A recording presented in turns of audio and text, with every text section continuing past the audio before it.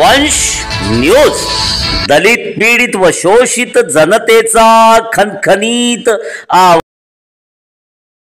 बघा 218 आमदार आपले 288 पूर्ण लढतो आहेत आणि त्याच्याकडे काय चालू आहे 90 काय चालू आहे काँग्रेसमध्ये 90 आणि 90 घेऊन तुम्ही भलतं समजू नका 90 घेऊन असे डोलतात आहे की नागपुरामध्ये सुनील केदारचं कुणी ऐकायला तयार नाही। त्या ठिकाणी रामटेक गेलं, सारथ गेलं। बंधू भगिनींनो, फार वाईट स्थिती आहे। मला आज बोलायचं होतं पण माननीय नितीनला जायचं आहे।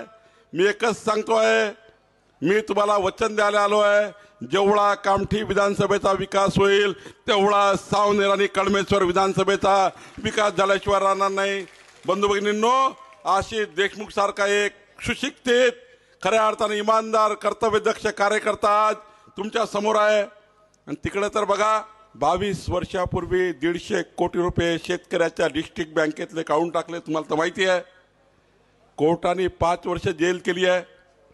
आता 6 वर्ष निवडणूक लढता येत नाही, 2024 लढता येत नाही, 2029 लढता येत नाही, 2 निवडणुका लढता येत नाही, 24 लढता येत नाही, 29 लढता येत नाही।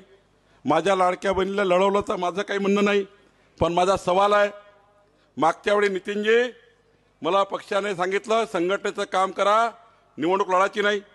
टेकचंद सावरकर सारखा एक छोटा कार्यकर्ता विधानसभेमध्ये आम्हाला पक्षाला दिला, आम्ही त्या कार्यकर्त्याला आमदार करून त्या ठिकाणी 5 वर्ष त्या ठिकाणी आमदार म्हणून टेकचंद सावरकर झाले।